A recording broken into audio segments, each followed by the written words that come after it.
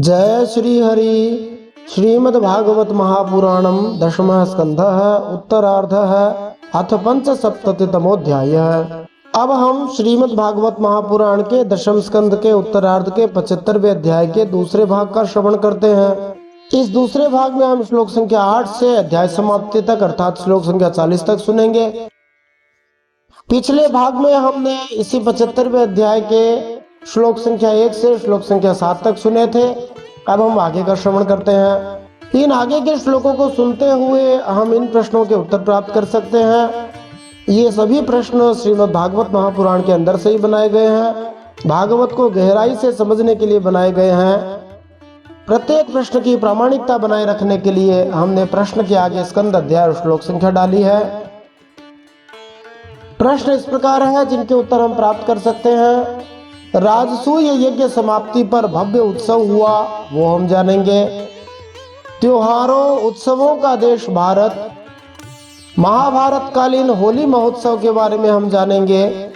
एक उत्तम राजा द्वारा सबका विश्वास जीतना, ये एक महत्वपूर्ण प्रश्न है, वर्तमान समय के लिए भी महत्वपूर्ण है। पता नहीं किस वेश में आकर नारायण मिल जाएगा, युधिष्ठिर महाराज इस भावना से चलने वाले थे। ये बड़ा प्रसिद्ध भजन है।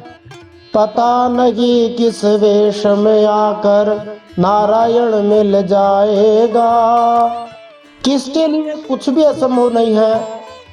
दुर्योधन के पांडवों से ईर्ष्या के 3 प्रमुख कारण कौन से हैं, वो हम जानेंगे। दुर्योधन किस कारण से मय दानव द्वारा बनाई गई पांडवों की सभा में गिर पड़ा। क्या भागवत के अनुसार द्रौपदी दुर्योधन को गिरा हुआ देखकर हंसी थी, ये एक महत्वपूर्ण प्रश्न है। दुर्योधन के अपमान पर श्री कृष्ण चुप क्यों रहे। आइए इन सब प्रश्नों के उत्तर जानने के लिए आज इस दशम स्कंद के उत्तरार्ध के 75वें अध्याय के दूसरे भाग का श्रवण करते हैं। इसमें हम श्लोक संख्या 8 से अध्याय समाप्ति तक सुनेंगे। आज यह श्रीमद् भागवत महापुराण कहते हुए 397वां दिन चल रहा है। तो इसी दशम स्कंद के 75वें अध्याय के पिछले भाग में हमने सुना था कि राजसूय यज्ञ में युधिष्ठिर महाराज ने किस प्रकार सबका विश्वास जीता। सबका प्रयास मिलकर के जब लगा तब राजसूय यज्ञ सफल हुआ, उससे सबका विकास भी हुआ और उसमें सबका साथ भी आवश्यक था। अब राजसूय यज्ञ में आगे क्या क्या हुआ, आइए उसका हम श्रवण करते हैं। पिछले अध्याय में जिस राजसूय यज्ञ का वर्णन किया उसी का विस्तार से वर्णन एक बार सुखदेव जी बता रहे हैं। पहले तो कामों का विभाजन बता दिया, फिर वसंतिल का छंद में सुखदेव जी बताते हैं। पृथ्वी सदस्य बहुविध सुसुरित तमेषु स्विष्टे सुसूनृत समर्हण दक्षिणाभिः चैद्ये च सात्वतपते शरणं प्रविष्टे चक्रुस्ततस्त्वभृथा श्रपनम युनद्याम।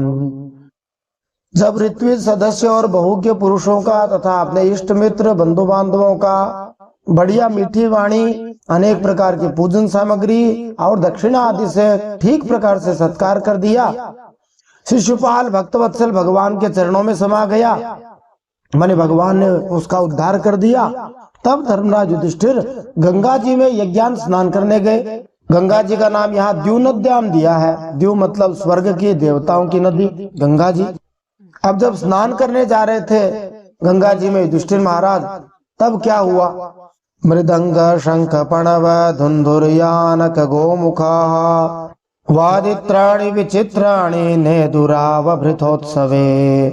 जब युधिष्ठिर महाराज गंगा जी में यज्ञान स्नान करने जा रहे थे, अवभृत स्नान करने जा रहे थे, तब मृदंग शंख ढोल नौबत नगाड़े नरसिंह आदि तरह तरह के बाजे बजने लगे थे। धुंधुरी बड़े सैनिक ढोल को कहा जाता है और प्रणव है वो छोटे ढोल को कहा जाता है। आनक नगाड़े को कहा जाता है। गोमुख एक वाद्य यंत्र होता है जिसमें फूंक मार के उसको बजाया जाता है। ऐसे कई तरह के वाद्य यंत्र बजाए जा रहे थे। नर्तक्यो न नृतुर्हृष्टा गायका यूथशो जगुः वीणा वेणु तलोन्नादस्तेषां सदिवम स्पृशत्। उस समय नर्तकियां आनंद से झूम झूम कर नाचने लगी। झुंड के झुंड गवैये गाने लगे। वीणा बांसुरी तथा झांझ मंजीरे बजने लगे। उनकी तुमुल ध्वनि सारे आकाश में छा गई। चित्रध्वज पताकाग्रैर्भेन्द्रस्यन्दनार्वभिः स्वलङ्कृतैर्भटैर्भूपा निर्ययुरुक्ममालिनः यदुसृञ्जय काम्बोज कुरुकेकयकोसलाः कम्पयन्तो भुवं सैन्यैर्यजमानपुरःसराः। सोने के हार पहने हुए यदु, सृंजय, कंबोज, कुरु, केकय और कौशल देश के जो राजा लोग थे, वे रंग बिरंगी ध्वजा पताकाओं से युक्त और खूब सजे धजे गजराजों, रथों, घोड़ों तथा सुसज्जित वीर सैनिकों के साथ महाराज युधिष्ठिर को आगे करके पृथ्वी को कंपाते हुए चल रहे थे। सदस्यर्त्विग्द्विजश्रेष्ठा ब्रह्म घोषेण भूयसा देवर्षि पितृगंधर्वास् तुष्टुभुः पुष्पवर्षिणः। उस यज्ञ के समय ऋत्विज तथा बहुत से श्रेष्ठ ब्राह्मण वैदिक मंत्रों का ऊंचे स्वर से उच्चारण करते हुए चल रहे थे। स्वस्ति न इंद्रो वृद्धश्रवाः स्वस्ति नः पूषा विश्ववेदाः स्वस्ति नस्तार्क्ष्यो अरिष्टनेमिः स्वस्ति नो बृहस्पतिर्दधातु। ऐसे वैदिक मंत्र बोलते हुए ब्राह्मण जा रहे थे। देवता, ऋषि, पितर, गंधर्व आकाश से पुष्पों की वर्षा करते हुए उनकी स्तुति करने लगे। स्वलंकृता नरा नार्यो गंध स्रग्भूषणांबरैः विलिम्पन्त्यो विषिञ्चन्त्यो विजर्रुर्विविधैरसैः। इंद्रप्रस्थ के नर नारी इत्र फूलेल, फूलों के हार, रंग बिरंगे वस्त्र, बहुमूल्य आभूषणों से सज कर एक दूसरे पर जल, तेल, दूध, मक्खन आदि रस डालकर भिगो देते, एक दूसरे के शरीर में लगा देते और इस प्रकार क्रीड़ा करते हुए चलने लगे। तैल गोरस गंधोदय हरिद्रा सांद्र कुंकुमैः पुंभिर्लिप्तः प्रलिम्पन्त्यो विजर्रुर्वारयोषितः। वारांगनाएं पुरुषों को तेल, गोरस, सुगंधित जल, हल्दी और गाढ़ी केसर मल देती और पुरुष भी उन्हें उन्हीं वस्तुओं से सराबोर कर देते। इसके तात्पर्य में श्री प्रभुपाद जी कहते हैं कि तो हम देख सकते हैं कैसा भव्य महोत्सव राजसूय यज्ञ के बाद में मनाया गया। इंद्रप्रस्थ के पुरुष और स्त्रियों के शरीर विभिन्न प्रकार के इत्र, फूल, तेलों से चुपड़े हुए थे। सभी सुंदर सुंदर रंगीन वस्त्र धारण किए हुए थे, मालाओं, रत्नों, आभूषणों से सजे हुए थे। वे सभी उस समारोह का आनंद उठा रहे थे और एक दूसरे पर कोई पानी फेंकता है, कोई तेल फेंकता है, कोई दूध, कोई मक्खन, कोई दही, ऐसे तरल पदार्थों को फेंक रहे थे जैसे होली खेलते समय फेंकते हैं। कुछ लोगों ने तो इन पदार्थों को एक दूसरे के शरीर पर पोत डाला। पोतने का अर्थ शरीर पे मसल देना, रगड़ देना। इस प्रकार वे उत्सव का आनंद उठा रहे थे। वारांगनाएं भी आनंद विभोर होकर इन तरल पदार्थों को पुरुषों के शरीरों पर लगाने में जुटे थे और पुरुष लोग स्त्रियों के साथ उसी प्रकार कर रहे थे। सभी तरल पदार्थों से हल्दी एवं केसर मिलाए हुए थे जिससे उनका रंग चमकदार पीला हो गया था। देखो, आजकल बाबा जी लोग जो संस्कार से शांत होते हैं अथवा कहो स्वभाव से शांत होते हैं, उत्सव मनाने में बड़ा संकोच करते हैं। परंतु भागवत जी के इस वर्णन से पता लगता है कि राजा महाराजों के यहाँ जो इस प्रकार के उत्सव होते थे वे ऋषि मुनियों और साधु महात्माओं द्वारा अनुमोदित होते थे। आगे का वर्णन वसंत तिलका छंद में किया जाता है। गुप्ता नृभिर्निरगमन उपलब्धमेतद् देव्यो यथा दिवि विमान वरैर्नृदेव्यः दामातुलेय सखिभिः परिषिच्यमानाः सव्रीडः सविकसद् वदना विरेजुः। उस समय इस उत्सव को देखने के लिए जैसे उत्तम उत्तम विमानों पर चढ़कर आकाश में बहुत से देवियां आई हुई थी, वैसे ही सैनिकों के द्वारा सुरक्षित इंद्रप्रस्थ की बहुत सी राज महिलाएं भी सुंदर सुंदर पालकियों पर सवार होकर आई थी। पांडवों के ममेरे भाई श्री कृष्ण और उनके सखा उन रानियों के ऊपर तरह तरह के रंग आदि डाल रहे थे। यहाँ पर जिन ममेरे भाइयों का उल्लेख हुआ है वे श्री कृष्ण तथा उनके भाई गद तथा सारण है, और जिन मित्रों का उल्लेख हुआ है वे है भीम तथा अर्जुन जैसे व्यक्ति। इससे रानियों के मुख लजीली मुस्कुराहट से खिल उठे थे और उनकी बड़ी शोभा होती थी। तादेवरानुत सखींसि चतुर्धृति क्लिन्नाम्बरा विवृत गात्र कुचोर मध्याः औत्सुक्य मुक्त कबराच्यवमान माल्याः क्षोभम दधुर्मलधियाम रुचिरैर्विहारैः। उन लोगों के रंग आदि डालने से रानियों के वस्त्र भीग गए थे। इससे उनके शरीर के अंग प्रत्यंग जैसे वक्षस्थल, जंघा, कटिभाग कुछ कुछ दिख से रहे थे। वे भी पिचकारी और पात्रों में रंग भर भर कर अपने देवरों और उनके सखाओं पर उड़ेल रही थी। प्रेम भरी उत्सुकता के कारण उनकी चोटियों और जोड़ों के बंधन ढीले पड़ गए थे। उनमें गूंथे हुए फूल गिरते जा रहे थे। उन लोगों का यह रुचिर और पवित्र विहार देखकर मलिन अंतःकरण वाले, जिनके मन गंदे हैं, ऐसे पुरुषों का चित्त तो चंचल हो उठता था, काम मोहित हो जाता था। निसंदेह शुद्ध नर नारियों के मध्य ऐसा आचरण आनंद प्रदायक होता है, किंतु जो लोग भौतिक रूप से कलुषित होते हैं वे कामुक हो उठते हैं।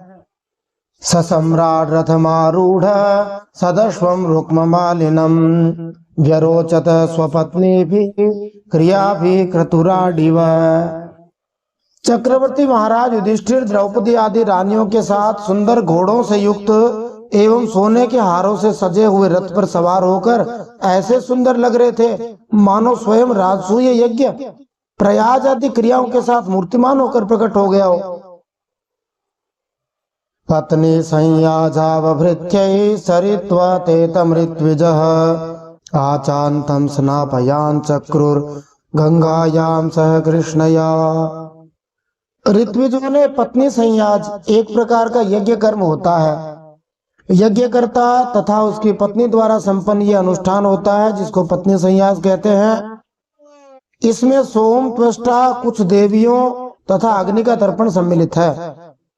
इस पत्नी संयाज कर्म तथा यज्ञांत स्नान संबंधी कर्म करवाकर द्रौपदी के साथ सम्राट युधिष्ठिर को आचमन करवाया। आचमन जल से हाथ में लेकर के पिया जाता है जिससे शरीर की शुद्धि होती है, और इसके बाद गंगा जी में स्नान किया। अवभृत स्नान यज्ञ पूर्ति के लिए किए गए अनुष्ठान को कहा जाता है। जब यज्ञ पूरा हो जाता है तब जो स्नान करवाया जाता है उसको अवभृत स्नान कहते हैं। देवदुन्दुभयो नेदुर नरदुन्दुभिः समम् मुमुचुः पुष्पवर्षाणि देवर्षि पितृमानवाः। उस समय मनुष्यों की दुंदुभियों के साथ ही देवताओं की दुंदुभियां भी बजने लगी। बड़े बड़े देवता, ऋषि मुनि, पितर और मनुष्य पुष्पों की वर्षा करने लगे। सस्नुस्तत्र ततः सर्वे वर्णाश्रमयुता नराः महापातक्य पियतः सद्यो मुच्चेत किल्बिषात्। महाराज युधिष्ठिर के स्नान करने के बाद सभी वर्णों और आश्रमों के लोगों ने गंगा जी में स्नान किया, क्योंकि इस स्नान से बड़े महापापी भी अपने पाप राशि से तत्काल मुक्त हो जाता है। सबने कहा गंगा मैया की जय। अथ राजा हते क्षौमे परिधाय स्वलंकृतः ऋत्विक सदस्य विप्रादि नानर्चाभरणाम्बरैः।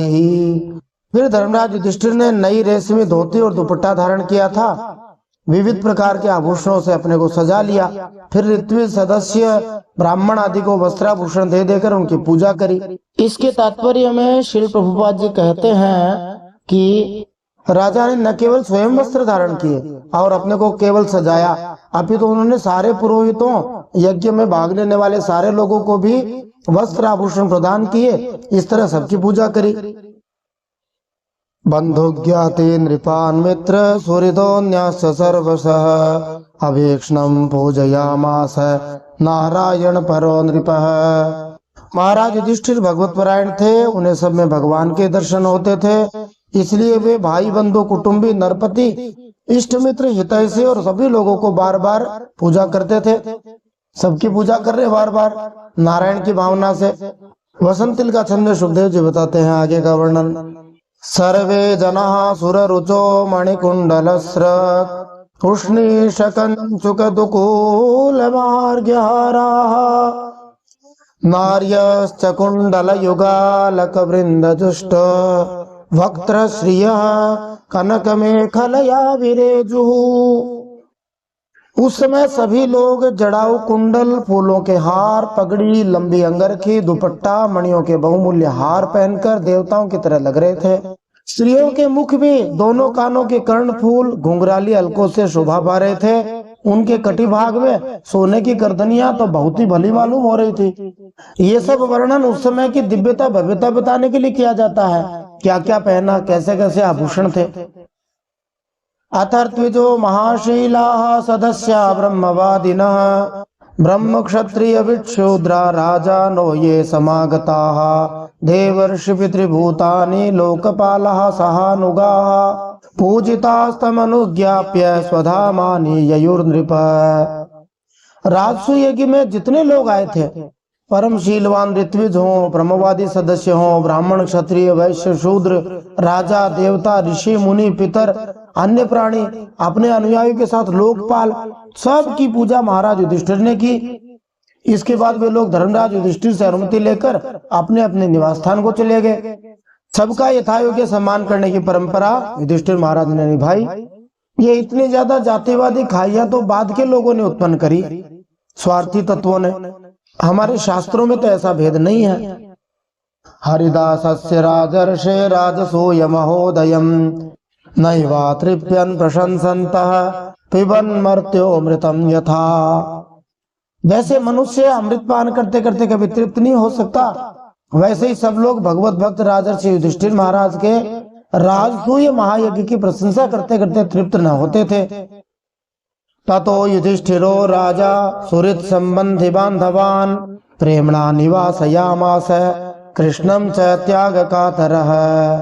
फिर युधिष्ठिर महाराज ने बड़े प्रेम से अपने हितैषी सुहृद संबंधियों, भाई बंधुओं और भगवान श्री कृष्ण को भी रोक लिया, क्योंकि उन्हें भगवान श्री कृष्ण के वियोग की कल्पना से ही बड़ा भारी दुख हो रहा था। भगवान अपि तत्रांग न्यवासी तत्प्रियंकरः प्रस्थाप्य यदुवीरांश्च सांबादिश्च कुशस्थलीम्। भगवान श्री कृष्ण ने यदुवंशी वीर सांबादी को द्वारकापुरी भेज दिया और स्वयं राजा युधिष्ठिर की अभिलाषा पूर्ण करने के लिए, उन्हें आनंद देने के लिए वहीं रह गए। इत्थम राजा धर्मसुतो मनोरथ महार्णवम् सुदुस्तरम समुत्तीर्य कृष्णेनासीत् गतज्वरः। इस प्रकार धर्मनंदन महाराज युधिष्ठिर मनोरथों के महान समुद्र को, जिसे पार करना अत्यंत कठिन है, भगवान श्री कृष्ण की कृपा से अनायास ही पार कर गए थे और उनकी सारी चिंता मिट गई। इसके तात्पर्य में श्री प्रभुपाद जी कहते हैं कि श्रीमद् भागवत के पिछले अध्याय से बात स्पष्ट हो जाती है कि युधिष्ठिर महाराज विश्व को भगवान श्री कृष्ण की श्रेष्ठता एवं उनके शरणागत भक्तों को भगवान के द्वारा दिए गए आशीर्वादों का प्रदर्शन कराना चाहते थे। ऐसा करने के लिए ही युधिष्ठिर महाराज ने राजसूय यज्ञ किया था, जो अत्यंत दुष्कर कार्य है। इस संसार में प्रत्येक व्यक्ति की कुछ विशेष प्रकार की इच्छाएं होती है, परंतु वह उन्हें पूर्ण संतुष्टि के साथ पूरा नहीं कर पाता। परंतु भगवान श्री कृष्ण के प्रति अपनी अटल भक्ति के कारण युधिष्ठिर महाराज ने राजसूय यज्ञ निष्पादित करके अपनी सारी इच्छाओं को सफलतापूर्वक पूरा कर दिया। जिस तरह राजसूय यज्ञ संपन्न हुआ, उसके वर्णन से ऐसा लगता है ऐसा उत्सव ऐश्वर्यमय इच्छाओं का महासागर होता है। साधारण व्यक्ति के लिए ऐसे महासागर को पार कर पाना संभव नहीं होता, तो भी भगवान श्री कृष्ण की कृपा से युधिष्ठिर महाराज ने अत्यंत सहजता से उस सागर को पार कर लिया। इस तरह वे सारी चिंताओं से मुक्त हो गए। ऐसे यज्ञों में अथाह धनादि वे नहीं होता था, बहुत सारी व्यवस्थाएं देखनी होती थी। दिव्य यज्ञ हुए थे। फिर एक और घटना घट गई। क्या घटना घटे, सुखदेव जी बताते। एक दिन की बात है। एकदान्तः पुरे तस्य वीक्ष्य दुर्योधनः श्रियम् अतप्यद राजसूयस्य महित्वं चाच्युतात्मनः। एक दिन की बात है। भगवान के परम प्रेमी महाराज युधिष्ठिर के अंतःपुर की सौंदर्य संपत्ति और राजसूय यज्ञ द्वारा प्राप्त महत्व को देखकर दुर्योधन का मन ईर्ष्या से जलने लगा। श्री सुखदेव जी वसंत का समय बताते हैं।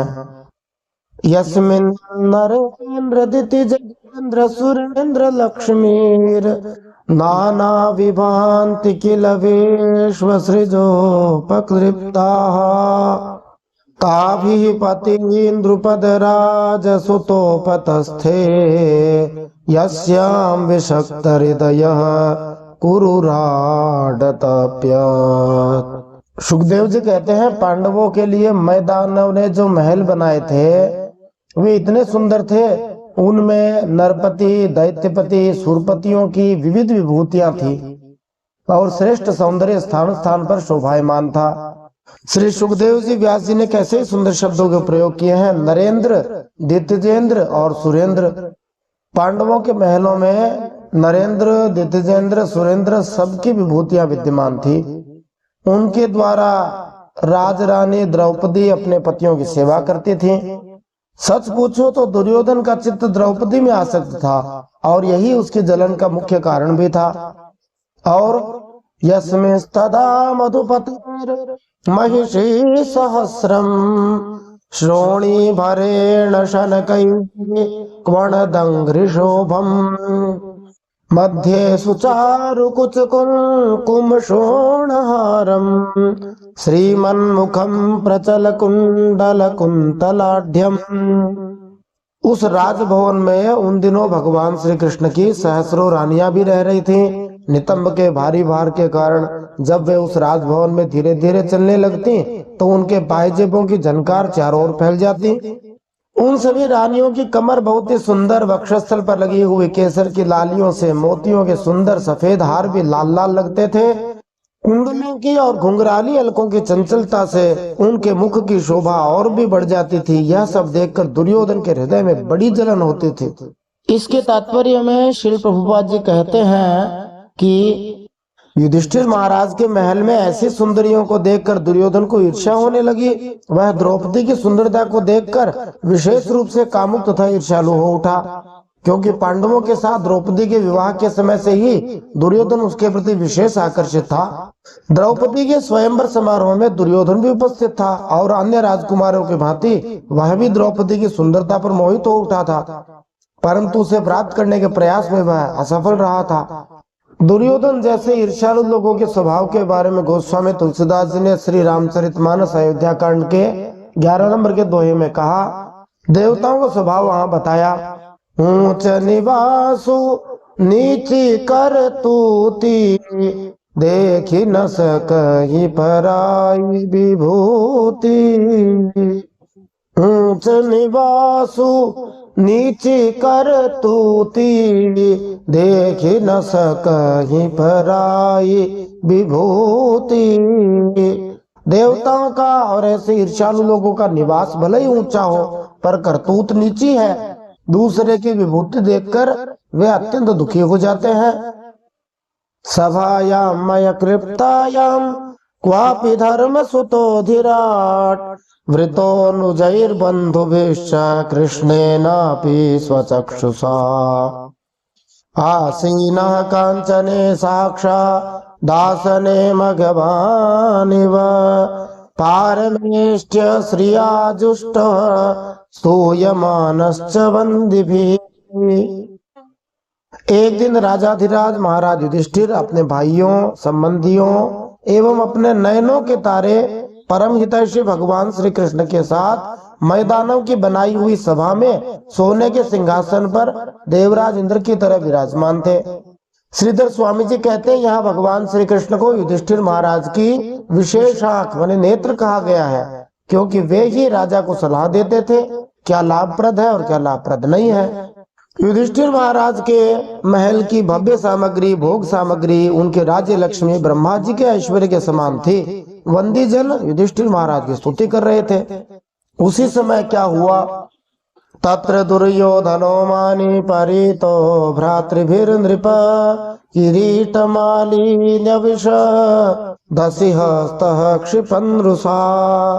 उसी समय अभिमानी दुर्योधन अपने दुशासन आदि भाइयों के साथ वहां आया। उसके सिर पर मुकुट, गले में माला, हाथ में तलवार थी।